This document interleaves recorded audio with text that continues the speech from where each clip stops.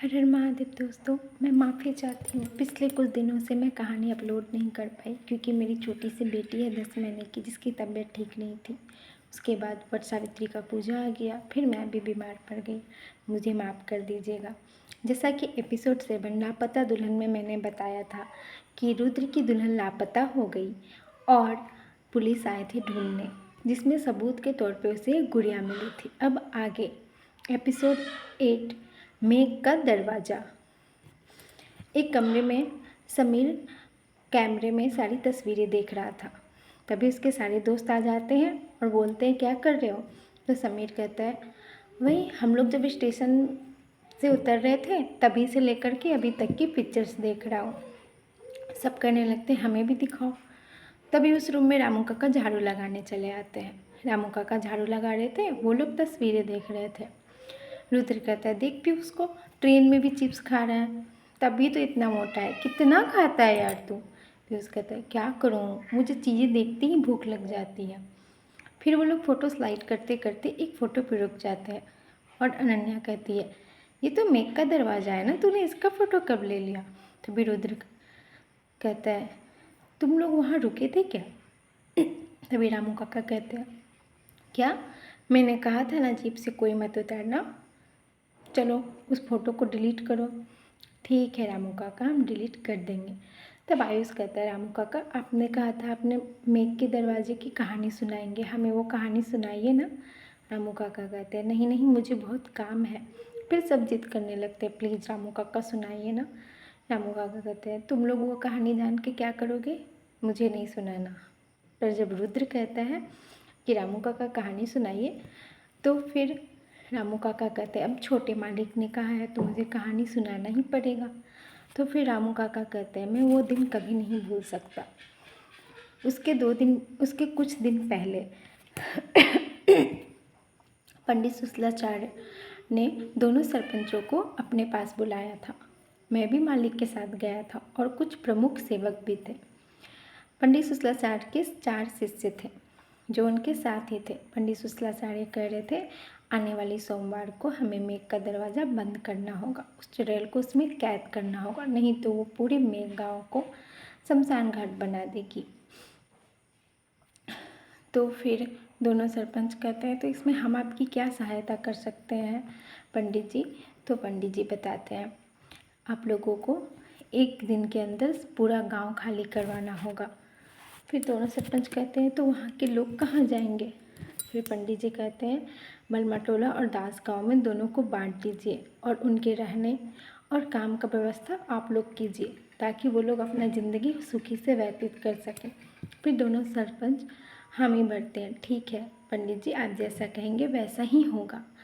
उसके बाद पंडित जी कहते हैं, आप लोगों को मेघ गांव के प्रारंभिक और अंतिम सीमा पर बड़ी सी दीवार और गेट बनानी होगी ताकि हम उस चुड़ैल को उस पूरे मेघ गांव के अंदर बंद कर सके, उसे बांध सके। और ये काम सोमवार से पहले हो जाना चाहिए था। दोनों सरपंच हामी भर के अपने अपने घर चले जाते हैं। फिर मेघ गाँव को खाली कर दिया जाता है। कुछ लोग बलमटोला चले जाते हैं और कुछ लोग दास गाँव चले जाते हैं, तो कुछ शहर चले जाते हैं। सरपंच उन्हें काम भी दे देते हैं और रहने की जगह भी दे देते हैं। लेकिन मेघ गाँव के प्रारंभिक और अंतिम सिरे पर दरवाज़ा बनाना इतना आसान नहीं था, क्योंकि जब वो दरवाज़ा बनाना शुरू हुआ तो उस चुड़ैल ने कितने मज़दूरों को मार दिया। सरपंचों ने बहुत मुश्किल से दूसरे गांव से मज़दूरों को बुलाया और पैसों का लालच दिया। जब भी वहाँ कोई आता, एक ना एक दिन कुछ ना कुछ मज़दूर मारे जाते। फिर एक दिन मालिक ने मुझे भेजा कि जाओ देख के आओ दरवाज़ा बना या नहीं, या कितना काम बाकी है और कितने मज़दूर लगेंगे। मैं मेरे बेटे के साथ दरवाज़ा देखने गया। प्रारंभिक सीमा पर कुछ मज़दूर बैठे हुए थे और कह रहे थे, शाम हो गई है, अब हमें चले जाना चाहिए, नहीं तो हम जिंदा नहीं बचेंगे। तो मैंने जाकर कहा, नहीं अभी भी काम बाकी है, पूरा करके जाना। तो उन लोगों ने कहा, अगर ज़िंदा रहेंगे तो कल ज़रूर पूरा कर देंगे। और वो लोग वहाँ से जाने लगे क्योंकि शाम हो चुकी थी। फिर हम लोग दूसरे दरवाजे को देखने जा रहे थे, तभी बीच में रास्ते में मेरे बेटे के पेट में दर्द होने लगा। उसके सुबह से ही तबीयत ठीक नहीं था। वो कहा स्कूल के पास जो झाड़ी है पापा, मैं वहाँ से होकर आता हूँ, आप मेरा यहीं इंतज़ार कीजिएगा। वो वहाँ चले गया। मैं 10-15 मिनट से उसका इंतज़ार कर रहा था, लेकिन वो नहीं आया। फिर मुझे डर लगने लगा क्योंकि अंधेरा होने लगा था। मैं वहाँ गया और देखा मेरा बेटा वहाँ मरा पड़ा था। उसकी आंखें खुली हुई थी, आश्चर्य से चेहरा भरा हुआ था और डरावना चेहरा था।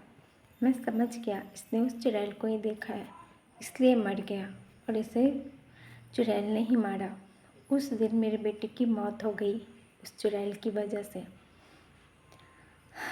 आखिरकार दोनों तरफ दरवाज़ा बन गया और वो दिन आ ही गया जिस दिन उसे कैद करना था। पंडित शुक्लाचार्य और उसके 4 शिष्य मिलकर उस चुड़ैल को वहाँ कैद कर देते हैं और दोनों दरवाजे पर ताबीज, चुनरी, माला, बहुत सारी चीज़ों से उसकी रक्षा कवच बनाते हैं और दोनों दरवाज़ों को इन सब चीज़ों से मंत्र से बांधकर बंद कर देते हैं और चुड़ैल हमेशा के लिए उसमें कैद हो जाती है। लेकिन जब भी कोई उस दरवाजे से गुजरता था तो चूड़ी और पायल की आवाज़ आती थी और जब कोई अकेले रहता था तो उसे धमकी देती थी, मुझे खोलो, मुझे आज़ाद करो, नहीं तो मैं तुम्हारे परिवार को नहीं छोड़ूंगी। लेकिन कोई डर से उस दरवाजे के पास भी नहीं जाता था, वो दूर से ही निकल जाता था। इधर इंस्पेक्टर अजय और माखनलाल लता के दिए गए पते पर गौरी को ढूंढने निकल जाते हैं। जब वो पीपल के पेड़ के पास पहुंचते हैं, जैसा कि लता ने बताया था कि पीपल के पेड़ के सामने ही गौरी की झोपड़ी है, पर वहाँ गौरी की झोपड़ी नहीं थी। उन लोगों ने बहुत ढूंढा लेकिन कहीं कुछ नहीं मिला, पर पीपल के पेड़ के पास 6 नींबू मिले। तभी माखनलाल कहता है, साहब जी ये 6 नींबू यहाँ किसने रखे होंगे, और कहीं ये गौरी तो नहीं रखे। एक रुद्र के लिए, एक उसकी माँ के लिए, उसके चाचा चाची, बहन और दादा, 6 लोगों के लिए। तो इंस्पेक्टर अजय कहता है, हो सकता है रुद्र और उसके 5 दोस्त के लिए। तो माखनलाल कहता है हाँ। तो इंस्पेक्टर अजय गुस्से में बोलता है, शट अप माखनलाल, तुम पागल हो, कुछ भी बकते रहते हो। ग्लव्स पहनो और नींबू उठाओ और उसी थैली में डालना जिसमें गुड़िया है। जी साहब।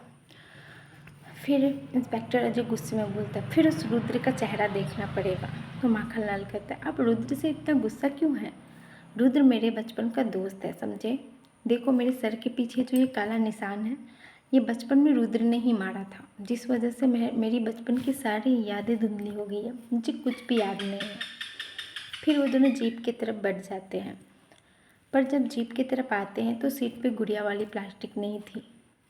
माखनलाल ने बहुत ढूंढा पर नहीं मिला। इंस्पेक्टर अजय ने कहा, रुद्र के घर पे जाके ये मत कह देना कि गुड़िया गुम हो गई है, वरना वो लोग सोचेंगे कि इंस्पेक्टर लापरवाह है।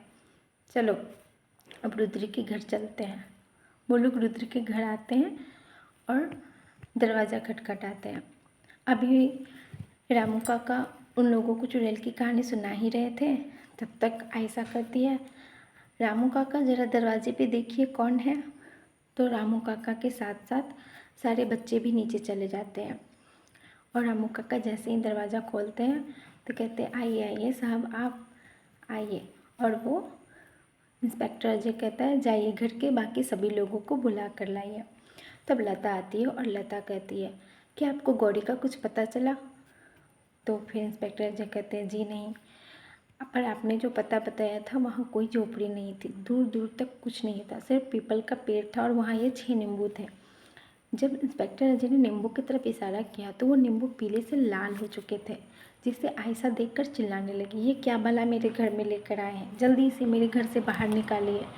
माखनलाल कहता है, जब मैंने नींबू उठाए थे तो ये तो पीले ही थे, लाल कैसे हो गए? माखनलाल डर जाता है और काँपने लगता है। इंस्पेक्टर अजय कहते हैं, जाओ जीप में नींबू रख के आओ। माखनलाल नींबू रखने चले जाता है। फिर लता कहती है, मैं उस झोपड़ी में बैठकर उससे घंटों बातें किया करती थी। मुझे ठीक से याद है वो झोपड़ी पीपल के पेड़ के पास ही थी, पर वहाँ अभी कैसे नहीं है मुझे समझ नहीं आ रहा। फिर इंस्पेक्टर अजय बोलते हैं, ठीक है अभी मैं चलता हूँ, कुछ पता चलता है तो मैं बताऊँगा। जैसे ही इंस्पेक्टर अजय बाहर जाने लगते हैं, वो समीर के गले में कैमरा देखते हैं और उससे पूछते हैं, क्या तुमने इस कैमरे से शादी के दिन फ़ोटो ली थी? समीर कहता है, जी हाँ। क्या तुमने दुल्हन की फ़ोटो ली थी, गौरी की फ़ोटो ली थी तुमने? तो समीर कहता है फ़ोटो तो ली थी पर वो घूंघट में थी, इसका चेहरा आया नहीं होगा। ठीक है, कुछ तो चेहरा आया होगा, दिखाओ मुझे फ़ोटोज़ दिखाओ। समीर कहता है कैमरा तो डेड है, मैं अभी इसे चार्ज में लगा के आता हूँ। समीर चले जाता है रूम में इसे चार्ज में लगाने, और जैसे ही स्विच ऑन करता है कैमरा का बैटरी ब्लास्ट हो जाता है। शॉर्ट सर्किट होने की जगह चार्जर भी जल जाता है।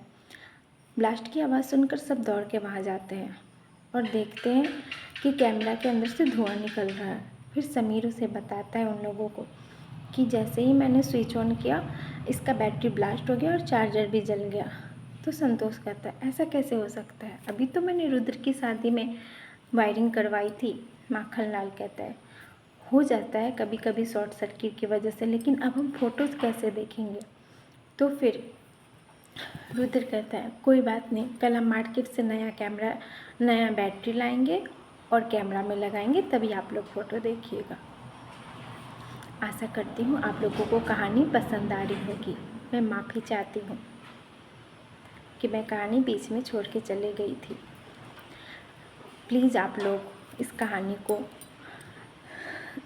लाइक, शेयर और सब्सक्राइब कीजिए। आपका दिन शुभ हो। आगे की कहानी के साथ कल मिलती हूँ। धन्यवाद।